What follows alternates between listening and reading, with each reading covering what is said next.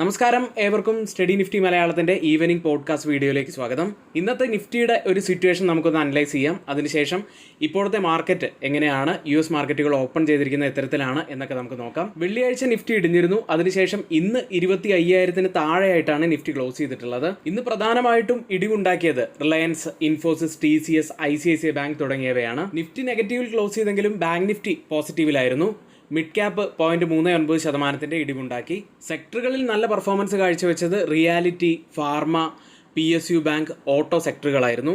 ഇന്ന് ഇടിവും നേട്ടവും ഉണ്ടാക്കിയ പ്രധാനപ്പെട്ട സെക്ടറുകളും സ്റ്റോക്കുകളും നമുക്കൊന്ന് നോക്കാം. അതിന് മുന്നേ ആയി നമ്മുടെ ഈ ചാനൽ ആരെങ്കിലും സബ്സ്ക്രൈബ് ചെയ്യാൻ മറന്നു പോയിട്ടുണ്ടെങ്കിൽ ദയവ് ചെയ്ത് ചാനലും സബ്സ്ക്രൈബ് ചെയ്യുക. വീഡിയോ ലൈക്ക് ചെയ്യാൻ മറന്നിട്ടുണ്ടെങ്കിൽ വീഡിയോ കൂടി ഒന്ന് ലൈക്ക് ചെയ്യുക. നമ്മുടെ പെയ്ഡ് എഡ്യൂക്കേഷൻ ടെലഗ്രാം ചാനലിലോ നമ്മുടെ ഓൺലൈൻ ഓഫ്ലൈൻ ബാച്ചുകളിലോ ജോയിൻ ചെയ്യാൻ താല്പര്യമുണ്ടെങ്കിൽ തൊട്ടുമുകളിൽ നമ്മളിവിടെ ഒരു വാട്സപ്പ് നമ്പർ നൽകിയിട്ടുണ്ട്. ആ നമ്പറിൽ മെസ്സേജ് അയയ്ക്കുക. ഗ്രൂപ്പിൽ ജോയിൻ ചെയ്യണമെങ്കിൽ വെറും 799 രൂപ മാത്രമാണ് ഒരു മാസത്തേക്ക് ഫീസായിട്ട് വരുന്നത്. അപ്പോൾ പെട്ടെന്ന് തന്നെ ജോയിൻ ചെയ്യാൻ ശ്രമിക്കുക. ഇപ്പോൾ സമീപകാലത്ത് ഓപ്പറേഷൻ സിന്ദൂറുമായി ബന്ധപ്പെട്ട് ഇന്ത്യയും പാകിസ്ഥാനും തമ്മിലുള്ള ആ ഒരു യുദ്ധത്തിൻ്റെയൊക്കെ പശ്ചാത്തലത്തിൽ ഡിഫൻസ് ഓഹരികൾ വലിയ നേട്ടമുണ്ടാക്കിയിരുന്നു. എന്നാൽ ഇന്ന് ഡിഫൻസ് ഓഹരികളിൽ ഒരു പ്രോഫിറ്റ് ബുക്കിംഗ് ആണ് കണ്ടത്. സ്റ്റോക്കുകൾ 6% വരെയാണ് ഇടിഞ്ഞത്. സ്റ്റോക്കുകളിൽ ഇന്ന് 20% ഒരു ഇടിവുണ്ടാക്കിയ ഒരു സ്റ്റോക്കുണ്ട്. അത് പ്രോട്ടിയോൺ ഗവൺമെൻറ് ടെക്നോളജീസ് ആണ്. ആദായ നികുതി വകുപ്പ് ഒരു പ്രധാന ടെക് അപ്ഡേറ്റ് പദ്ധതിക്കായി പ്രോട്ടിയോൺ ഗവൺമെൻറ് ടെക്നോളജീസിനെ തിരഞ്ഞെടുക്കാത്തതിനെ തുടർന്നാണ് ഓഹരി 20% ഇടിവ് രേഖപ്പെടുത്തിയത്. സ്റ്റോക്ക് ഇപ്പോൾ ഒരു ഓൾ ടൈം ലോ ലെവലിലാണുള്ളത്. ഒരു പ്രത്യേകമായിട്ടുള്ള ലെവൽ ബ്രേക്ക് ചെയ്യുകയാണെങ്കിൽ നമ്മൾ കുറച്ചുകൂടി ശ്രദ്ധിക്കേണ്ടതായിട്ടുണ്ട്. ഈ സ്റ്റോക്കിൽ പൊസിഷൻസ് ഉള്ളവർ പ്രത്യേകം ഒന്ന് ശ്രദ്ധിക്കേണ്ടതാണ്. ഇന്ന് വലിയ ഇടിവിലേക്ക് പോയ സ്റ്റോക്കുകൾ നോക്കുകയാണെങ്കിൽ അത് വോഡാഫോൺ ഐഡിയയും അതുപോലെ ഇൻഡസ് ടവേഴ്സും ഒക്കെ ആയിരുന്നു.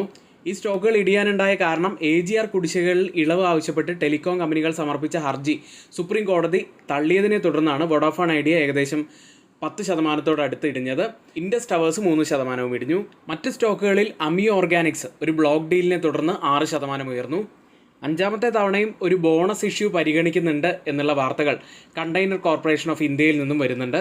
മെയ് 22-നാണ് ബോർഡ് മീറ്റിംഗ് ഉള്ളത്. സ്റ്റോക്ക് 3% ഉയരുകയുണ്ടായി. കൂടാതെ നിരവധി കമ്പനികളുടെ റിസൾട്ട് വന്നിരുന്നു. അതിൻ്റെ ഒരു മൂവ്മെൻറ്റും ഇന്ന് കണ്ടു. ഡിവിസ് ലാബ് ഇൻലൈൻ വിത്ത് എക്സ്പെക്ടേഷൻ ആയിരുന്നുകൊണ്ട് തന്നെ സ്റ്റോക്ക് നല്ല രീതിയിൽ അപ്പായി. 5% ഉയർന്നത്. റിസൾട്ടുകൾക്ക് ശേഷം ജൂപ്പിറ്റർ വാഗൻസ് ഹൈയിൽ നിന്നും ഏകദേശം 11% ഇടിഞ്ഞത്. റവന്യൂവും പ്രോഫിറ്റും എസ്റ്റിമേറ്റിനനുസരിച്ച് വന്നില്ല എന്നതാണ് ഈ ഇടിവിന് കാരണമായത്. നമ്മുടെ ഇസാഫ് സ്മോൾ ഫിനാൻസ് ബാങ്ക് റിസൾട്ടുകൾക്ക് ശേഷം 2% ഇടിഞ്ഞു.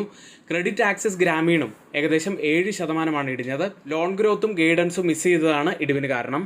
ഇന്നത്തെ പൊതുവിൽ മാർക്കറ്റിൻ്റെ ഒരു സിറ്റുവേഷൻ നമുക്കൊന്ന് അനലൈസ് ചെയ്യുകയാണെങ്കിൽ ഏഷ്യൻ മാർക്കറ്റുകളെല്ലാം ഇടിവിൽ തന്നെയായിരുന്നു. Japan market Nikkei 0.68% ഇടിവിലായിരുന്നു.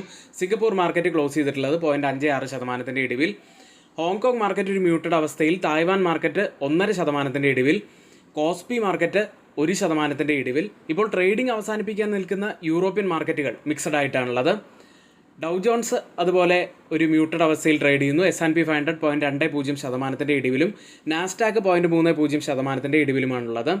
Gift Nifty ഇപ്പോൾ ഉള്ളത് 25,096 എന്ന നിലയിൽ 104 പോയിന്റ്സ് അപ്സൈഡിലാണ് ഇപ്പോൾ ട്രേഡ് ചെയ്യുന്നത്. അതായത് നിഫ്റ്റിയുടെ ഇപ്പോഴത്തെ ഒരു നില വെച്ച് ഏകദേശം 120 പോയിന്റ്സിൻ്റെ ഒക്കെ ഒരു ഗ്യാപ്പ് ഓപ്പണിങ്ങിനാണ് സാധ്യതയുള്ളത്.